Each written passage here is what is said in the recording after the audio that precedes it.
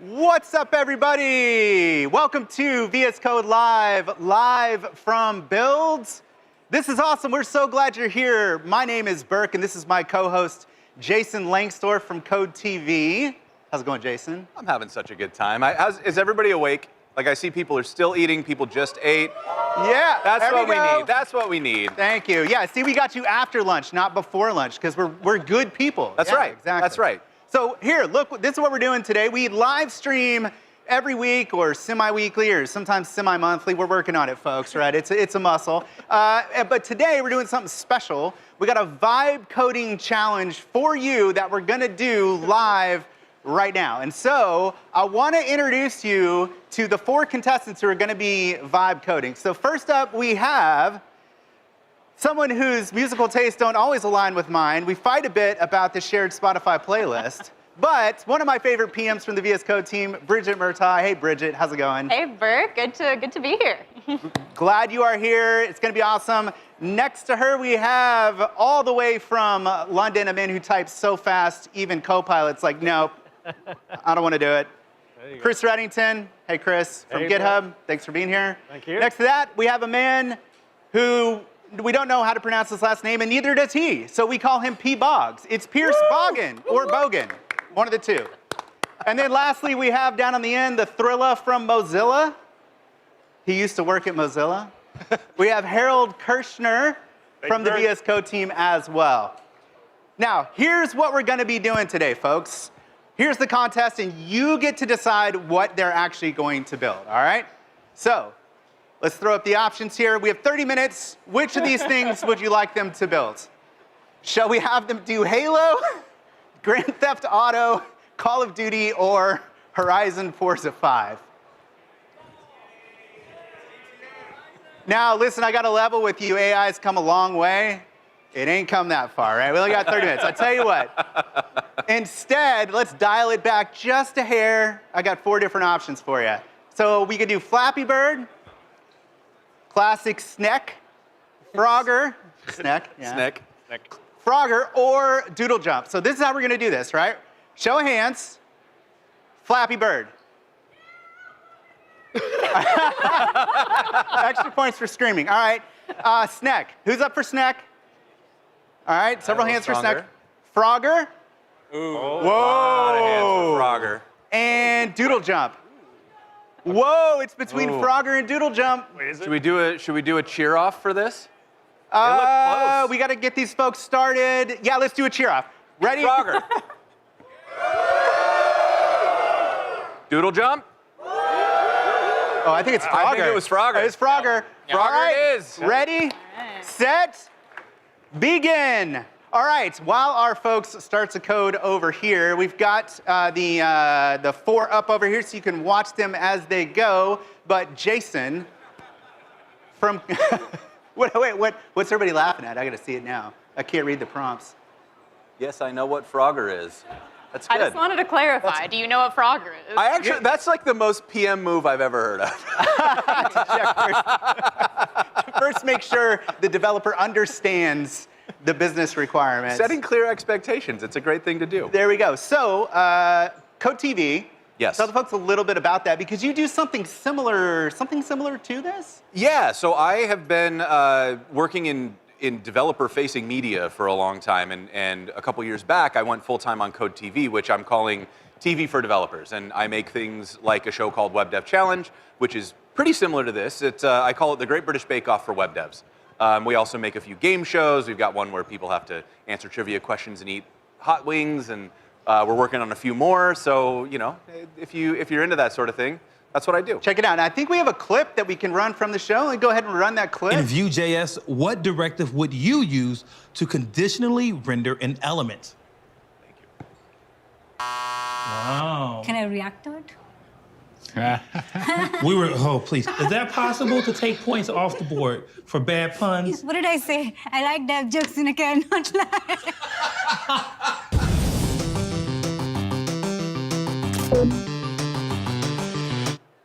That's awesome, man. And I love the clips that you post on Twitter. There's one where, like, I forget what it was, but I think she was supposed to be like the crocodile hunter, and you were doing something, and she jumps on your back, and you're like, I gotta push it into Kubernetes, and she's like, you got 2 users, mate.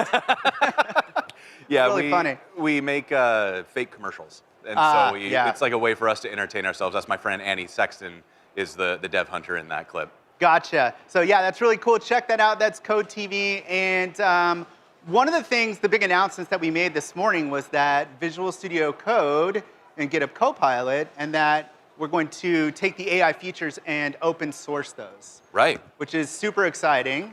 Yes, Yeah, thank you very much. round of applause for that. Appreciate that. All right, so what does that actually mean, right? So let's take a minute and clarify what that means. So Visual Studio Code itself, by the way, everybody gets a free copy. If you're here, you get a free copy of Visual Studio Code just for showing up. Yeah, you can. Yeah, you're welcome. You're welcome. Now, what this means is that you have to kind of understand, it helps to understand like how Visual Studio Code gets built. And so you have the Visual Studio Code team building Visual Studio Code core itself, which is open source. Right. And then you have the GitHub Copilot chat extension, and you have the completions extension.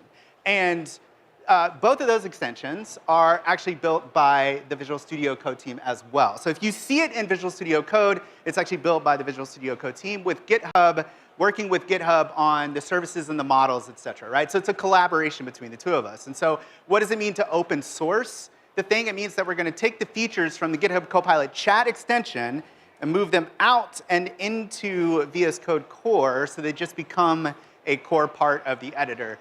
Now, the advantage of that is obviously that when you're developing like this in the open, that others can contribute, right? People have a lot of ideas about what they would like Copilot to do. All of that has been, closed before. These folks can now build directly on top of that. They can get their ideas in. We can work directly with them in the open, which just makes this so much faster and easier. Well, I think this is the thing that I find exciting about it, right? Is that we built the web off this idea of collaboration and sharing, and you would make something, and I would see it, and I would view source, and I would like riff on it and make something new, right? And so far, we haven't really been able to do that with AI because everything that we see is closed source. So you're kind of reverse engineering it without being able to see how it works. So this is very exciting to me because it means that if I see something happening and I'm like, oh, but I'd like to do it just a little bit different, I'm not having to like build my own thing. I don't have to fork a repo or like take wild guesses. I can just go in and actually use the source code and just tweak it the way I like it. And hopefully you'll accept that PR. Or I can build a little extension of my own that modifies it or whatever it is. Exactly. So get those PRs in, man.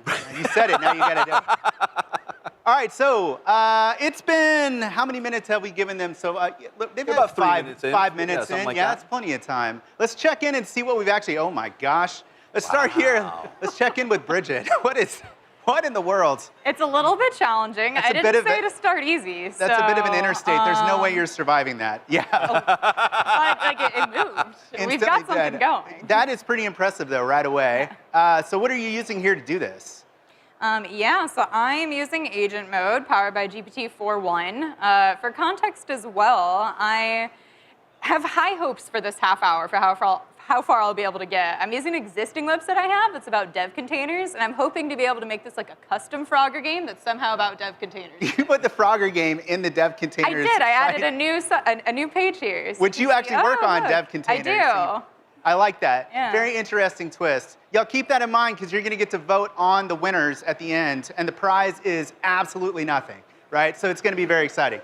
All right, Chris, what's up, bro? Where are you at? We're still kind of planning and going. So we've got we're starting to structure some stuff in the repo here. Right, in right. VS Code locally, but I've got a kind of dual strategy going on. Okay. So VS Code, we're starting here, but here at GitHub we announced something else earlier this morning as well. That's right, you did. We announced Copilot coding agent.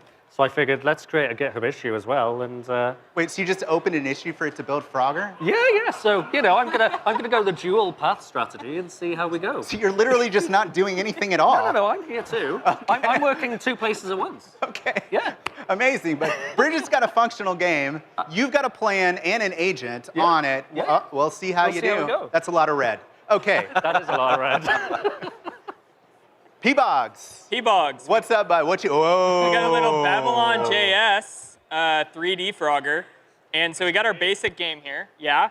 And I figured I'd take my own twist on this. all What you right? got? So I generated a little bit of an idea, ideated with agent mode on this. So I was thinking we'd do like a corporate nightmare Frogger. Okay. So I don't know how those- obstacles. I know we all love OKRs, right? Reviews with our leadership team. My boss is in the crowd.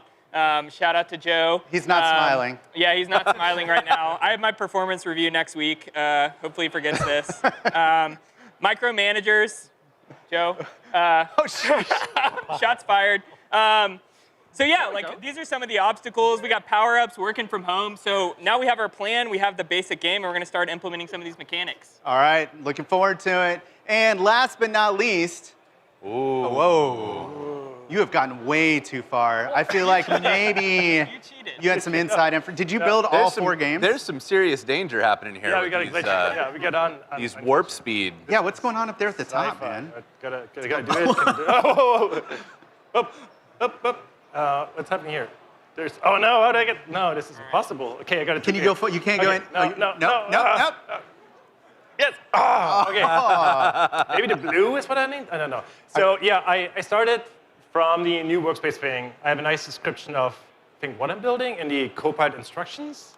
So, but then I saw his 3D one. So I have another parallel session going on to create it in 3JS to see how that looks like. So you're building 2 Froggers. Just spreading out. Yes. Okay, Yes. but if they're both bad, you still don't win. You understand that, right?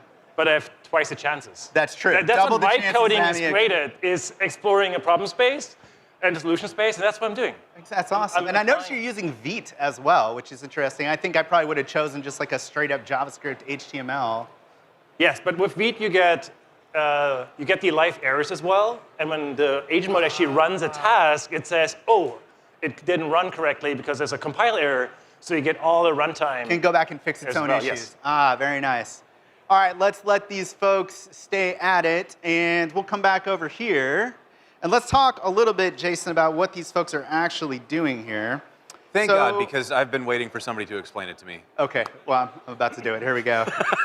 nice segue. Thank you very much. So what we're doing here is we're using something called agent mode in Visual Studio Code. How many folks out here have used agent mode, are familiar, right? Raise your hand if you've heard the word Copilot, right? Okay, exactly. Yeah, right, yeah. All right, so But raise your hand if you have not used an agent mode yet. Yeah, I see. So this is where I've been feeling is I keep trying, but I kind of run into this this overwhelm where every time I start going, there's a new term, a new acronym, a new piece of jargon that I've never heard before, and it kind of bogs me down and has stopped me from going. So this whole thing was me elaborately maneuvering my way to be able to force you to explain it to me live. well, here we go. I'm gonna do my best.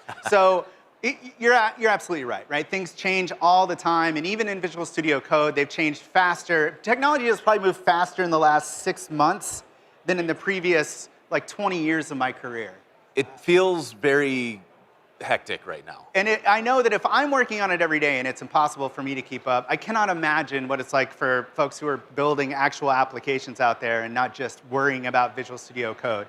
And so what an agent is essentially inside of Visual Studio Code is you can think of it is chat, right? And then we have multiple modes here in which you can work. So we have an ask mode, an edit mode, and an agent mode, right? And that in and of itself is a little bit, which one of these things do I use? And a lot of this stuff we're also still figuring out as we go, trying to make these interfaces more intuitive.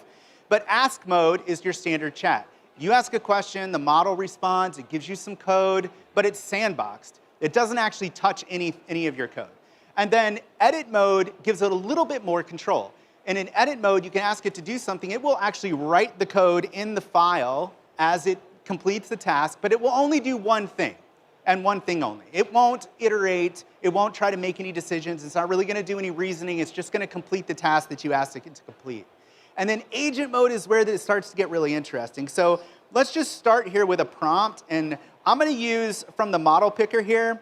We've got some models here, several to choose from. We're adding more all the time. I'm going to use Claude, right? And so everybody kind of has their favorite model. Some of them are better in agent mode. Some of them are better in ask mode. Some people have their favorites. Do people here have a favorite model, like one that you're particularly attached to? I feel like that's the case, right? Like, where's my 4.0 people? Where's my people that like 4.0 a lot? Any like Claude folks in the house? People really like Claude? Any Gemini? We do all models here. Yeah, all right. See, people really like their models, and that's totally fine. So I'm going to use Claude here, and let's just do this. I'm going to go ahead and let's build an application that lets folks vote on which one of these apps they like the most. A surprise twist. There we go. Very meta. Please build an application for voting on 4 contestants who are vibe coding the game Frogger so that the audience can vote for the one that they like the most. Don't worry about storing data in the back end. Just store it locally somehow in the meantime. We'll solve that problem later. Make it look dope. Thank you so much for your help. Goodbye. All right. So at this point, this is almost like delegating a task to a human. Right? If I was going to give it to you. The first mind-blown moment is that did such a good job of transcribing that. Right. Yes, so that's a local speech model that we run actually on your device to do the speech recognition. Has gotten really, really good in the past couple of years. So what it's doing now is you can see it doesn't really know anything about my project. So it's going through and it's actually searching and saying, let's see here, I'll help you build a vibey. Did I say vibey? I didn't say that, did I? A vibey voting, I think it may be misinterpreted what you said. So it reads my package JSON, which is interesting because from the package JSON, you can discern a lot about the project, right? Yeah, and I see that it's got great taste. It's using Astro. Love Astro. I am using Astro. So then it wants to run a command in my terminal. Now, we don't actually do this automatically, right? We sort of stop here because maybe it's not a great idea to let an AI just run commands in your terminal willy-nilly, but there is actually a setting in Insiders that you can turn on that will enable this, right? So kind of choose your own adventure. So let's go ahead and install here, and it looks like, I mean, I recognize some of these things. So it's using nanostores, it looks like for local storage. It's adding Tailwind, which is interesting because that's already installed. So it's curious that it picked that up. So now it's run through the terminal, so now it's going to go through the next step. So it looks like it's going to try to modify to use Tailwind here. So it's going into a config file. And so what you're watching it do is just sort of move step by step as if it were, us trying to complete the task. You got to install dependencies, you got to configure. While we're watching this happen, right? If agent mode is capable of doing all of these things, why even have an edit mode? Like, what's the use case where you would drop into edit mode over agent mode? Okay, so in my personal experience, the way that this actually plays out in the real world when you're not building Frogger is that agent is really, really good for prototyping things, right? You can get up and running really fast, or you can build a tool from scratch. Like I built a node module that just scrapes docs, follows links, pulls it all down as markdown so I can have as context. There's other tools that do this as well. Gotcha. These one-off tools, great for that. But when you're actually in huge applications and you want to build a feature, a lot of times edit mode is great for that because you don't want it doing more than what you just asked, right? You want a very specific thing done, do the thing, do nothing more than the thing. Let me check the code, make sure that you didn't, create a 4th components folder, even though we already have one, right? And then commit the changes and move on. So it's kind of like how much control do you want? And I tend to like a lot of control once I get into okay, I care about this application being successful. How hard will it be for me to clean this mess up if it goes off the rails? Exactly. I need to know exactly everything that you're going to do. In this case, I don't care, right? I just need these folks to be impressed that we were able to build something in 20 minutes. Speaking of which, where are we at time-wise? How long have we had? About 15? Yeah, we give them long enough. Should we check back? I think so, yeah. All right, why don't you go ahead and kick it off? So Bridget, how's it going over here? It's going great. So I've done some theming for my frog game. So I asked it to theme it with my dev container site. And so it decided this box represented a dev container, which I'm here for it, artistic choice. And then the obstacles are different dev tools. We got like Git, I think we have a Docker whale. I asked it to slow down because initially it was pretty fast. Impressive, yeah. And then I asked it to add levels and also add theming. So it's like an editor kind of in the background. The levels are a little broken. So then you kind of get into a really hard one, level 50 out of 5. But yeah, that's where we're at. Amazing. I'm going to leave you to that. Hey, Chris, how's it going over here? Yeah, we're doing okay. I think, let me jump back. So I'm trying to make mine kind of GitHub themed. So each of these squares is a bit like a little contribution I see graph. it, yeah. There we go. So we've got those nice uniform squares. And this looks like chaos now. So let's just try game over. So yeah, we've got that so far. I've kind of been a bit distracted trying to do 2 at once. So I've just been trying to set up the stuff for Coding Agent as well. So this is the one that you've been This working is the on, local one, and the yeah. coding agent one is still kind of Still blurring in the background. Yep, exactly. So we'll leave that going. Great. Yeah. If you want to make this a lot easier, you can use my contribution graph. Oh yeah? Basically empty. Sweet. All right, how are you doing over here? I'm doing pretty good. Our promotion zone is set up here. We got our corporate character. We have some cubicles. We all love a cubicle. So those are starting to roll in. So some of the textures and stuff I want for my game are here. Fun little pro tip. Look at this. I popped this puppy out from VS Code. So when I'm vibing out, especially hot reloading with the browser, I can just pop this out, set this always on top. And so even when I interact with the game, right, you can see my character is floating into the sky. But That does make it easier to not get hit by the obstacles.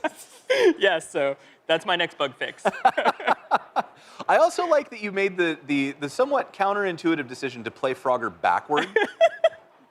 Was that a you choice, or was that That was the model. I wonder if the 3D. Oh, look at this. Oh, see there? That's a fun way to do it. Oh, now we're floating.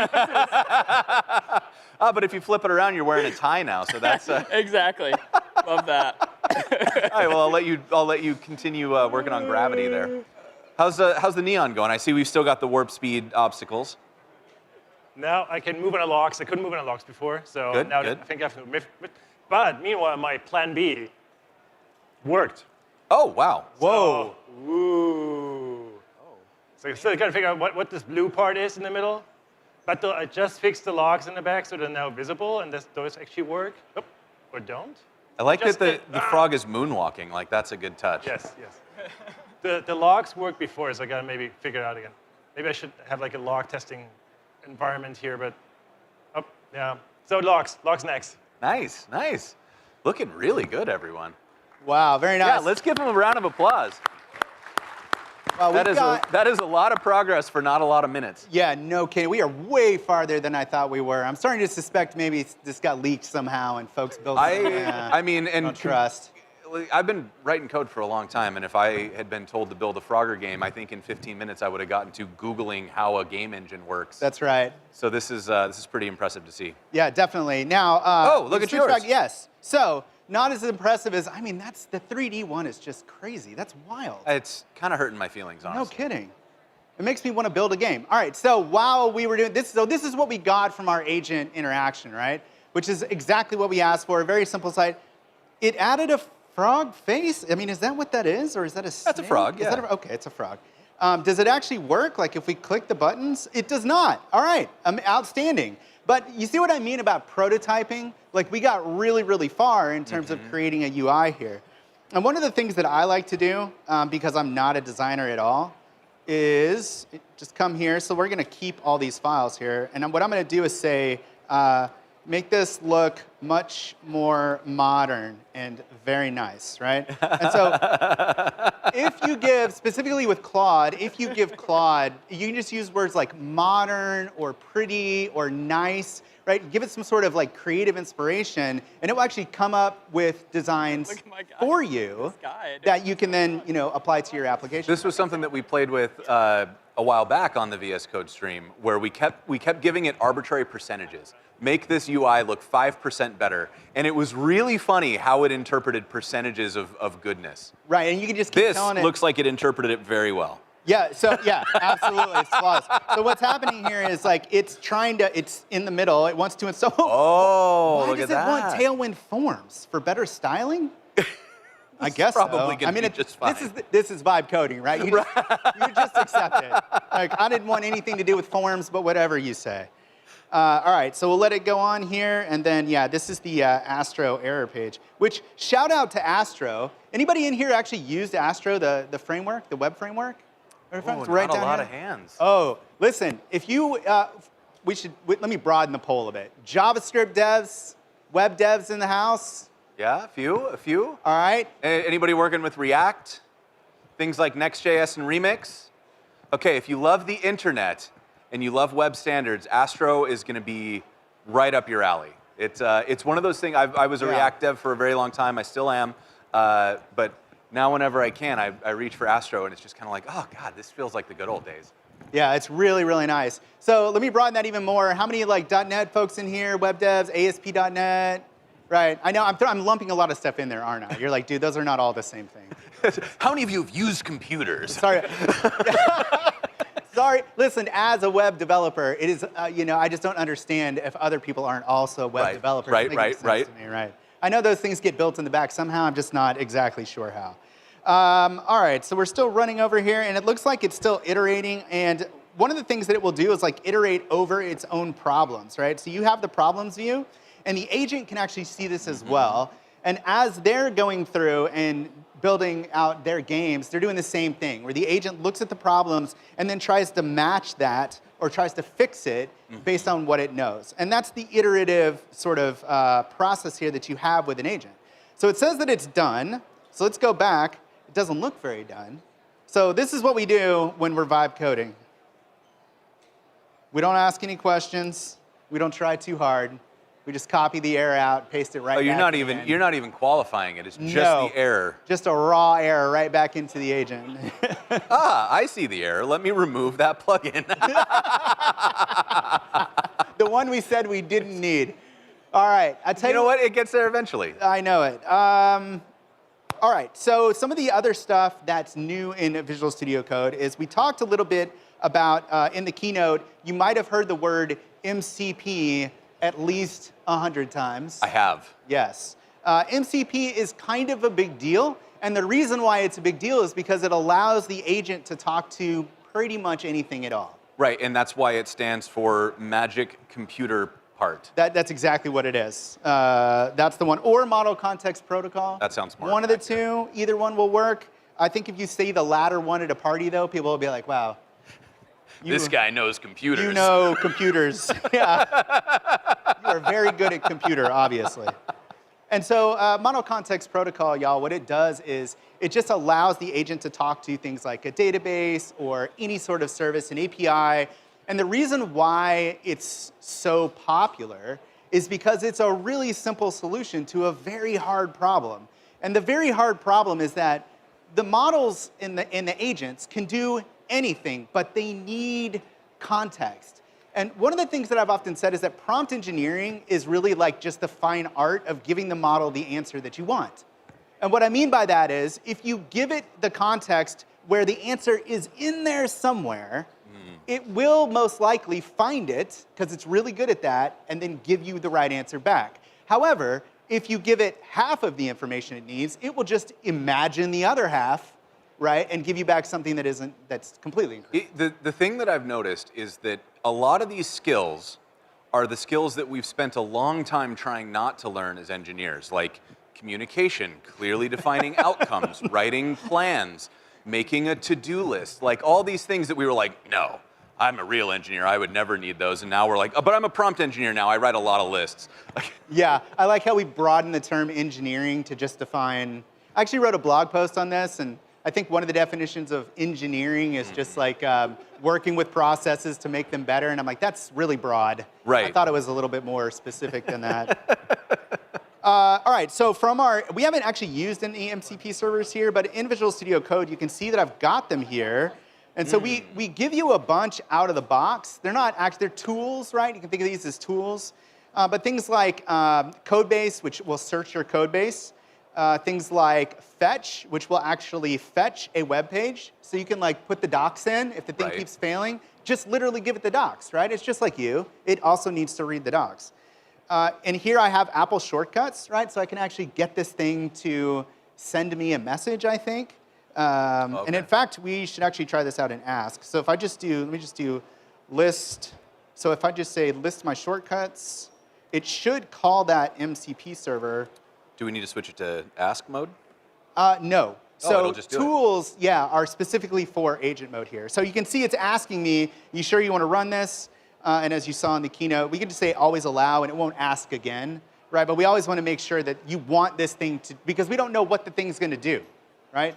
Right, especially because some of these you're installing from a third party. It's you know an MCP agent that somebody wrote for a tool that they don't control. It's like a userland solution or whatever. Right. So you probably want to maybe give it a gander, maybe do a test try before you just give it the all clear. Exactly. So we have different things that we have here. Like I have turning on the garage lights, a Shazam shortcut, a skip back, resizing windows. And then this one here, like show notification. So I actually should be able to say like, okay, run show notification with a nifty message. All right, and so here I'm not actually telling it specifically to call a tool. I'm just sort of having a back and forth. It knows that the tool is there. Okay, so see, it decides I'm going to go ahead and run that. Here it is. Let's go ahead and run. And I may be on Do Not Disturb, so it may not pop up at all. But it should, yeah, so there it is. You're doing great. Keep those positive vibes flowing. Perfect. But the power of this means that MCP servers can do literally anything, right? Like, what is the limitation here? It's kind of like, I don't know. What will y'all build to actually do this? Well, I think going back to the original idea around like why MCP is exciting, it's not because of the technology, right? It's because we have miraculously, as an industry, decided to standardize on something. Oh, man. Right? It's a miracle. And it means that we can, in a relatively confident way, build something and know that it's probably going to work wherever it gets deployed because we agreed on a spec. This is why it was exciting when we standardized around things like OpenAPI. It's why, you know, any type of specification that we generally broadly adopt is great. Yeah. Because it means that you can start actually building. You're not saying like, well, I built this thing that's very purposefully tailored to this one model, but it won't work on any of the other ones. So if you want to use it with this other one, you got to port it over here. You know, you can just say, oh, I wrote this MCP agent, and everybody's like, can I use it? You're like, yeah. Yeah, that's awesome. You don't have to ask any clarifying questions. And you know- that's super exciting. You know why standards are so great, right? Because there's Why? so many to choose from. Yeah, that's why we like them. All right, let's go check back in with our coders. So I'm going to start right here. And you know what? Actually, I'm going to start down on the ends. Let's switch it up. Where are you at, Harold? I got a jumping frog. You've had 5 minutes. Where did you get the frog eye? Oh, your frog actually jumped. It's just shapes. No, it has eyes. How'd you It get- has eyes too, yeah. Oh, yeah. Oh, it has eyes backwards, but that's okay. It's Yes, fine. you can turn your frog 360. There should be leaves in here. So what I just did last, I gave the AI a screenshot of that's not what you're describing to me down here. So it's fixing the screenshot based on the screenshot I gave it. Where is it? Yeah, so it's fixing the floating leaves. So you took a screenshot of the window, put it Yeah. back in the chat, and said, Yeah. that's not what I asked for. Please Right. fix I it." could also do it here. We have this new UI here that you can actually take. This is all HTML, CSS, so you can now hunt the elements. And that's why I said we shouldn't do games, because games are really hard to debug. Now, how to take a screenshot of a weird state, like, oh no, it breaks, like.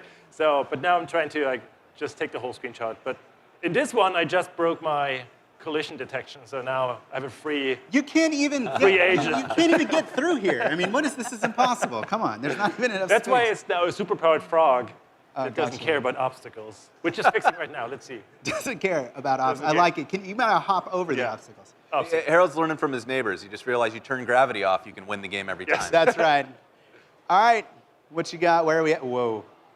Okay, so I'm still floating into the sky, so that's not great. But we do have some new textures. So we got some paperwork. I think that's supposed to be the OKRs. Is the paperwork is floating across it's there? floating Yeah. across like an obstacle. Yeah, So exactly. if the paperwork hits you, then I die. Then you die. Okay. Does that? See?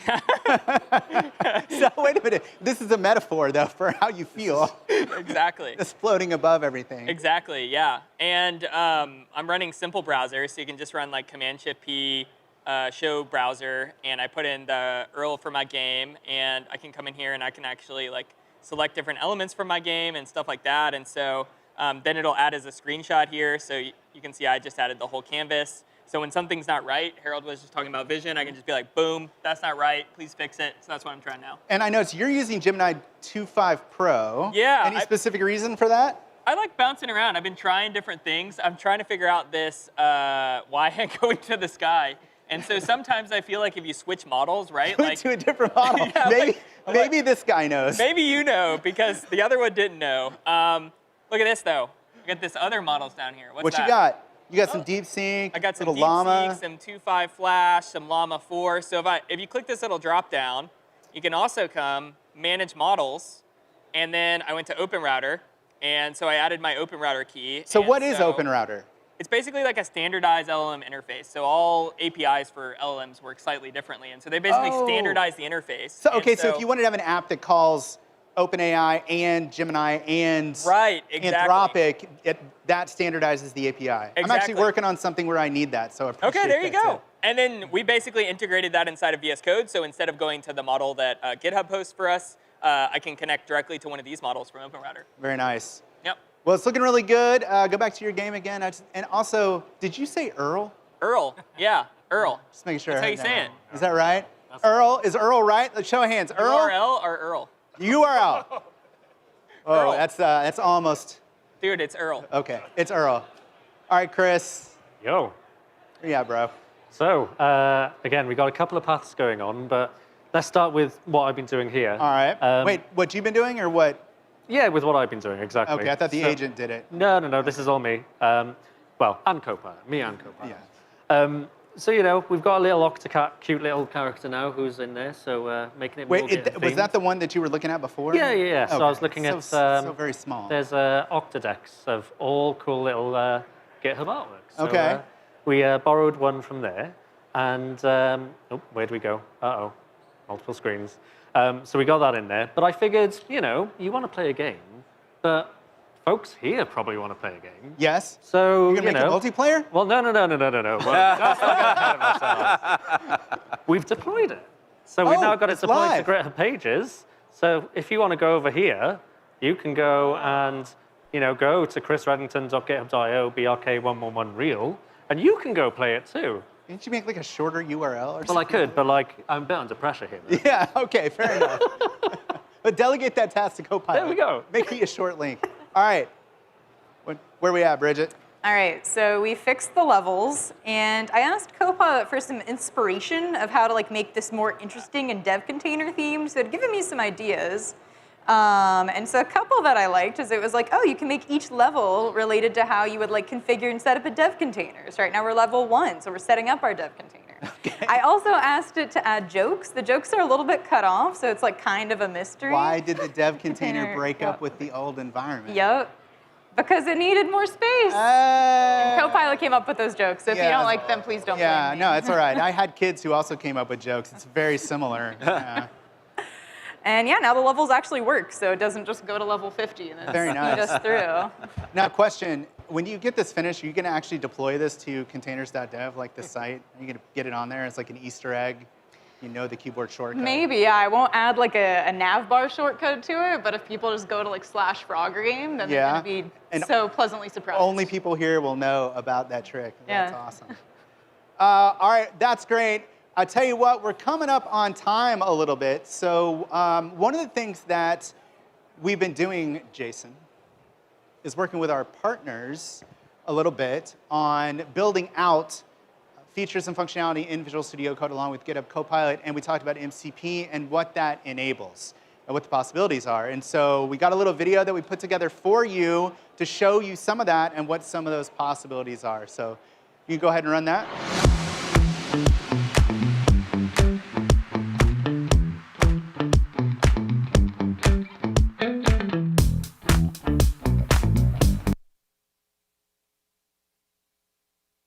Was that it?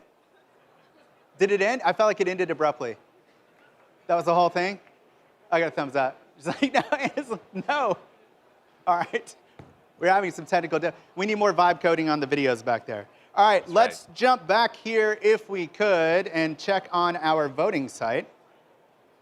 So let's come back to my screen. Producer, there we go. So this is where we left off. If you remember, we asked it to make it a little bit more modern and nice. So let's check in and see what it actually did there.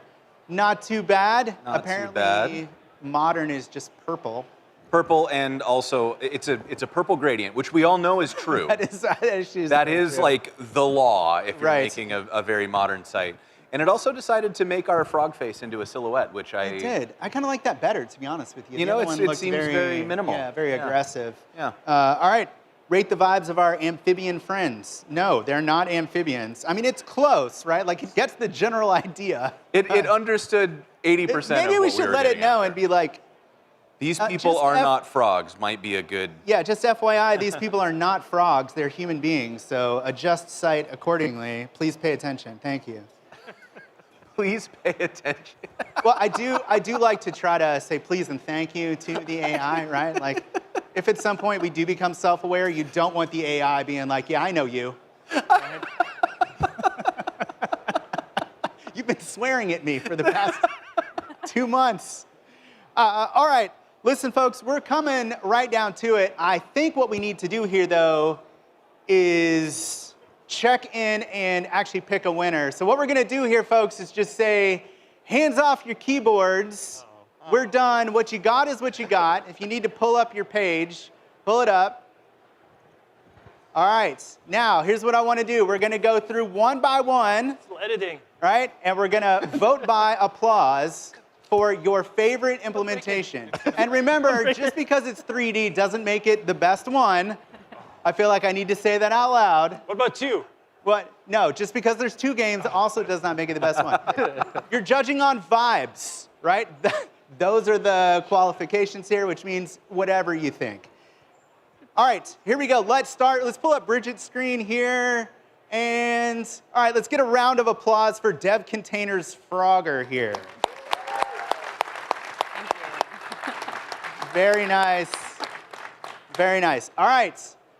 Next up, let's do it. Oh, here we go. Frogger, what are we calling this? Frogger on GitHub Pages. Frogger on GitHub Pages, everybody. Round of applause. All right. All right, very nice. Okay. I feel like this isn't fair at all. The game doesn't work. What happens if you just do nothing? Does he just float on forever? Why am I so zoomed in? Okay, right here for 3D Frogger with the guy flying away. All right, oh, with some whistles, all right. All right. And last but not least, we've got Neon Frogger. Which one do you want to show? You got to pick one. You can't have 2 submissions. Okay. 3D Frogger. 3D Frogger here, Yeah. applause. Woo, it's jumping. Oh, wow. Wait. All right, we have a last-minute entry. We have a ringer. From Copilot Coding Agent. This is Copilot Coding Agents Frogger. There we go. And we can go up. Uh-oh. There we go. But it does all works. work. All right, very nice. So I think based on a round of applause, what do you think, Jason? I'm going to let you call it. What do you think? I think Chris took it by a whistle. You think so? I you think mean so. You mean Pierce down here? Pierce That's got who the I whistle. meant. That's who I apologize. Close enough. It's fine. No one cares. I met everybody 5 minutes before we went on stage. I'm so sorry. Bridget, Chris. I'll take the win. All right, folks, look, we've got a bunch of great sessions on agent mode. We've had a lot of fun here, but you can use it to do serious things too, right? And a lot of that starts with prompting and how you get the most out of it. We want to show you how to do that because we've been working on it a lot. And so these are some of the other sessions right here. Agent mode in action will be Pierce and Harold down there on the end, showing you how to do prompt-driven development. Damien and I are going to do Copilot for skeptics, right? So if you think this whole thing is a terrible idea, That was pretty cool. this session is for you. We did it just for you. We're going to talk about all of those things. And so check that out as well. And then thank you so much for showing up and doing this with us. We hope you enjoyed it.